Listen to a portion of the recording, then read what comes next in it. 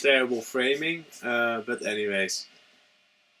I want to warn you with this video, this is just kind of an update, kind of that you can see what is going on. This is not really going to tell you that the semi trigger is already working, so if you don't want to waste your time, then skip this video. This is more if you kind of like to see some work in progress, let's say. I wanted to do this way sooner, but because I was thinking all the time was like, oh, I'm almost there, just one little tweak, then I can just release let's say normal video that I just tell how to make it, how to assemble it, and how to use it, things like that. So I kind of put the videos on the sideline. But after now looking back and kind of facing like with all the things going on as well, like okay, this is gonna take some time. There were some parts in it that's kind of fun to watch, at least interesting to hear some updates, and I was still like full on fire, I guess, about that's new and kind of fun. And I probably cannot recapture that energy, I guess. I'm usually kind of calm and not so energetic on the camera anyways, but when it's new I'm kind of more, so it's probably more fun to watch. Anyhow, just to give you kind of an idea, and luckily it's a small part, but still it's a lot of designing and tweaking and takes a lot of time to work on it. This is kind of the pile of wasted materials. Every time, wasted dreams. Every time I'm fantasizing, I got the final design, and it's not, and it's kind of beating me down quite heavily because it's like, oh, it's never gonna work as it looks like. And it's strange when I look back at all the videos. I'm way closer to making it work, and I kind of made it all worse by redesigning it. But the good thing is I got the old design still saved, so I can always go back and maybe rethink like, or maybe I just need to tweak it a little bit. But when solving one problem, I'm introducing another problem, and yeah, it's kind of it's a mess. Sometimes the trigger don't like to reset all the time, and so you need to pull the trigger a few times. That's something you will see in the first edition. The trigger pull have become nicer, but now it's still kind of the thing. It doesn't always want to release the shear thing. So it's I don't go in detail with that. By the time you view this video, maybe I'm already working on a different model. The semi trigger conversion was good enough for me to give a few semi shots over the chronograph. So I have gotten a really good impression of how it performs on semi-automatic. And about that, I'm really positive. I'm really happy about that. It's just the fact that I cannot give the semi-automatic performance to you guys. I'm really disappointed about that. That I still cannot pull that one off. And I was thinking like, oh, I'm there, but oh, I'm still not there. It's not my strong suit, to be honest. Mechanical things, and it's a lot of things that's happening there. And it's not like, because it's a moving shear, it's a little bit harder to predict, especially with how I use the digital program, modeling program, to predict how it precisely is going. But the good news is when it's finished, it's really an usable airsoft product, and that's really what I really like, because when it was still full automatic, I was kind of like, I don't know, it shoots kind of slow and it drops like a rock. The first two shots are kind of okay, and then it drops like rock bottom with the FPS because it was cycling way too fast. And I think that's also kind of the challenge I got now with the shear. With some designs, the shear was kind of, I think, too slow and sometimes skipping the bolt. But I'm at the point now that I'm making one redesign, and then I'm gonna put a slow motion camera to the bolt so I can view if the bolt is cycling all the way back or that the shear is kind of too hard, too stiff to pull back. If that is not good enough, I'm maybe even going to make an addition with some windows that I can, like I did with the trigger frame, but with semi-automatic trigger is no use pretty much. But to maybe make some holes that I can kind of inspect, like what is going on. Is some part snagging on something or sticking? I don't know. And sometimes I figured out what the problem is, but then again I make it kind of worse than it already was, or just introduce something else, you know. And a lot of things I kind of resolve, so I think that are kind of done, but then it's still that one mechanism that's kind of, and mainly the shear, the problem is with the shear. But yeah, that's kind of the whole point of the trigger, I guess. So yeah,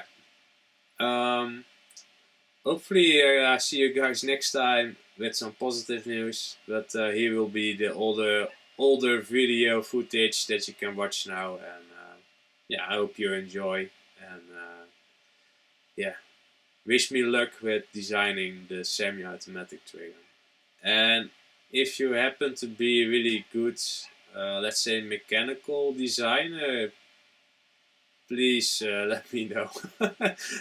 Leave me out of my suffering. Then I can focus on the actual FGC6 with the semi-automatic hammer-fired close bolt edition.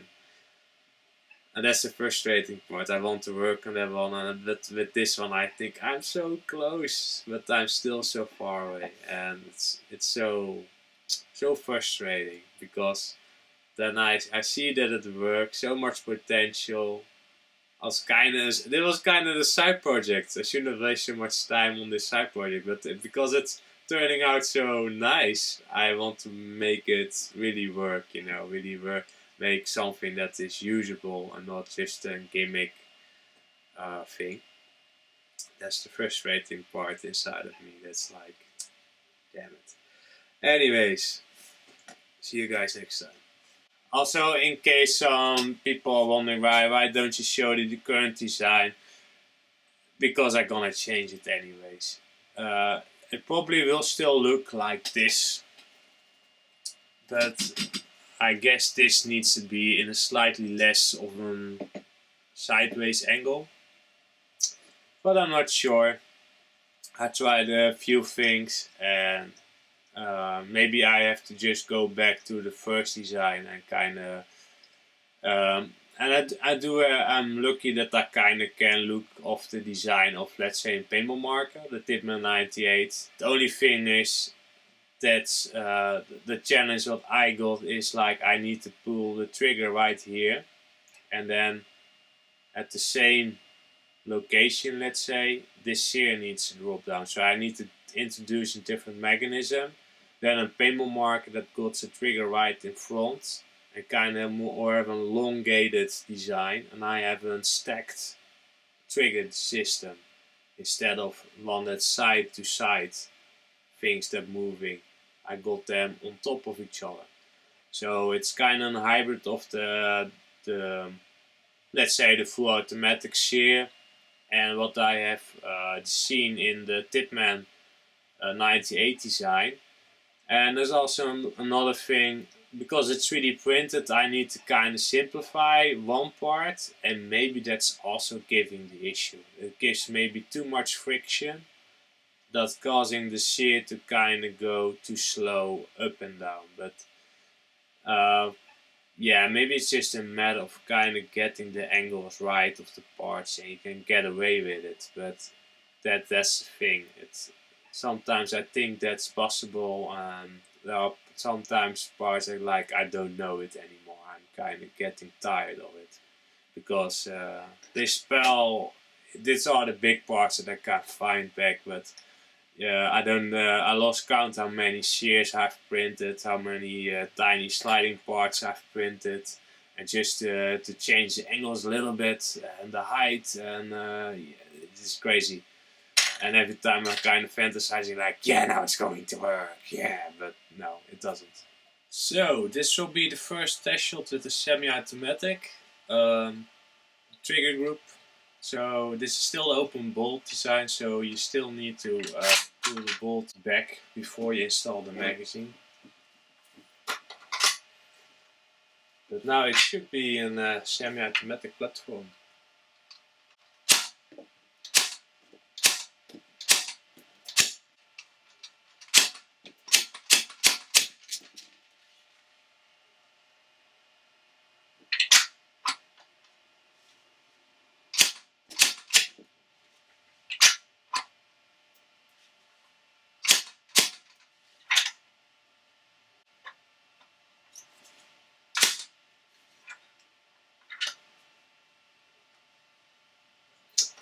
The disconnect is not installed. So as you can see, it works, but there were some hiccups.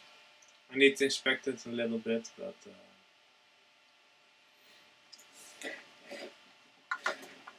yeah, that's good lighting. As you can see, I will manipulate the charging handle, the bolt a little bit with the charging handle. I will put it a little bit forward so you can see moving it forward a little bit. And then I'm putting it backwards again. Now I did not hold the trigger in any means, so it should work like this.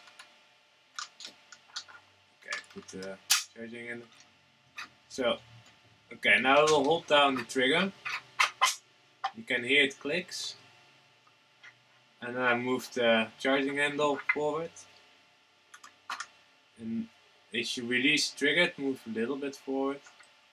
And then it will go forward again. So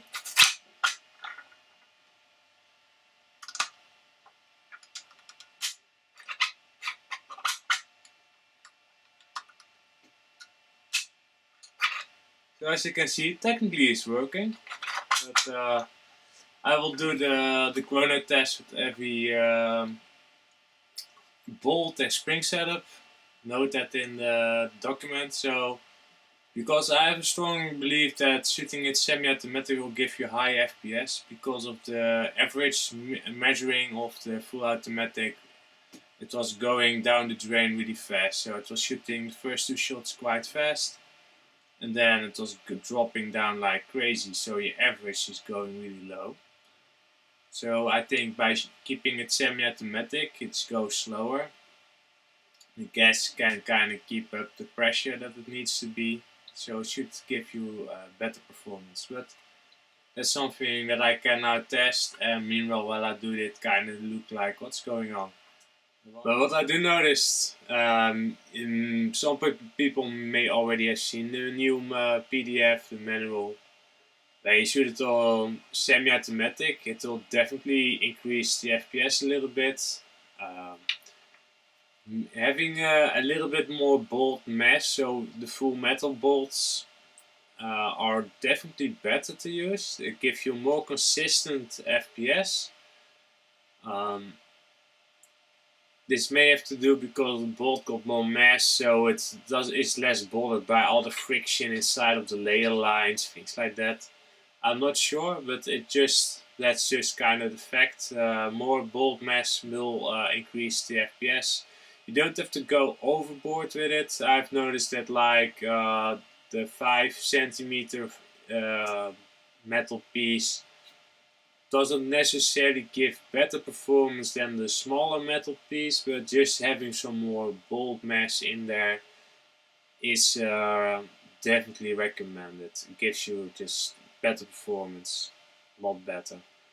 As you can see, and some have not seen this already, I've made some outer barrels you can put on there with the suppressor or without suppressor. Give you a better look and kind of protect your longer inner barrel that you are using or optionally are using. As you can see, you see something red sticking out inside of there. That is the Angel Customs nozzle, and that will definitely improve your FPS. That is crazy how much better it will shoot because this setup right now, right here, with the longer barrel, and the barrel could be technically longer, but yeah, my budget will just take a short one. It will shoot 430 FPS, so that's quite impressive.